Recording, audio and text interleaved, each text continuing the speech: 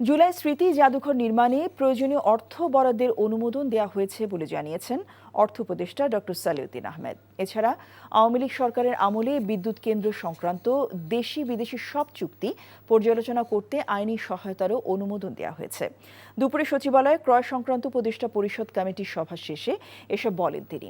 আর খাদ্য বান্ধব কর্মসূচির আওতায় এবছর 15 টাকা দরে প্রতি মাসে 30 কেজি করে চাল পাবে 55 লাখ নিম্ন আয়ের পরিবার, যা 6 মাস দেওয়া হবে বলে জানিয়েছেন খাদ্য উপদেষ্টা।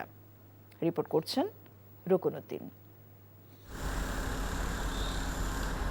2024 সালের জুলাই অভ্যুত্থানের স্মৃতিচিহ্ন, শহীদদের স্মারক ও আওয়ামী লীগ সরকারের নিপীড়নের ঘটনা তুলে ধরতে গণভবনকে জুলাই গণঅভ্যুত্থান স্মৃতি জাদুঘর করার সিদ্ধান্ত গত বছরের ডিসেম্বরে উপদেষ্টা পরিষদের সভায় অনুমোদিত হয়। আগামী 5 আগস্ট এই জাদুঘরের উদ্বোধন করা হতে পারে। কার্যক্রম সমাপ্ত করতে যে ধরনের নির্মাণ বা সংস্কার কাজ করতে হবে তা হবে সরাসরি ক্রয় পদ্ধতিতে, অর্থাৎ দরপত্র ডাকা হবে না। ব্যয় হবে প্রায় 111,19,81,000 টাকা। মঙ্গলবার সকালে অর্থনৈতিক বিষয় ও সরকারি ক্রয় সংক্রান্ত উপদেষ্টা পরিষদ কমিটির সভা শেষে এসব জানান অর্থ উপদেষ্টা।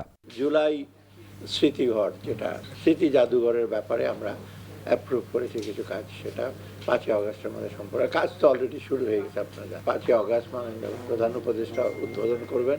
এছাড়া ক্ষমতাচ্যুত আওয়ামী লীগ সরকারের আমলে বিদ্যুৎ কেন্দ্র সংক্রান্ত দেশি বিদেশি সব চুক্তি পর্যালোচনা করতে আইনি সহায়তারও অনুমোদন দেয়া হয় এই বৈঠকে। পাওয়ার প্ল্যান্ট আপনারা জানেন তো কারা কারা কাদের সাথে আমাদের চুক্তি আছে দেশে বিদেশে, ওগুলো সবগুলোই রিভিউ করা হবে। আর এটা লিগাল ইস্যু তো এটা চুক্তিগুলো, সেই জন্য আমরা আইনি ইস্যু লাগবে, যেটা হাইকোর্ট থেকে আদেশ দেওয়া হয়েছে, এটা আইন এটার পর্যালোচনা করবে এবং সেটা করার জন্য আমরা একটা প্রপোজাল অ্যাপ্রুভ করেছি। একই দিনে খাদ্য পরিকল্পনা ও পরিধারণ কমিটির সভাও অনুষ্ঠিত হয়।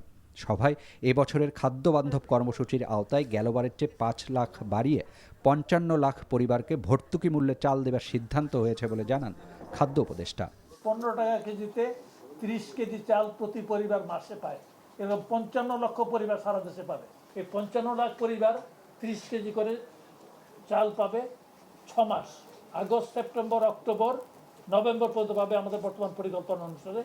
এরপর ডিসেম্বর, জানুয়ারি পাবে না, আবার ফেব্রুয়ারি, মার্চ পাবে। এইভাবে এটা হবে। আমরা 4 লাখ মেট্রিক টন চাল সরকারিভাবে আমদানির জন্য করছি। দুই উপদেষ্টাই দাবি করেন বর্তমানে চাল, ডাল, গম সহ দেশে খাদ্য মজুদ স্থিতিশীল। জানান তারপরও বন্যার আশঙ্কা মাথায় রেখে 4 লাখ টন চাল আমদানির সিদ্ধান্ত হয়েছে। রুকনউদ্দিন, এনটিভি নিউজ, ঢাকা। বান্ডেল থাকলে প্রতি সেনমানিতে টাকা বাঁচবে। বিকাশ সেনমানি বান্ডেল কিনে জিতুন প্রতি লেনদেনে।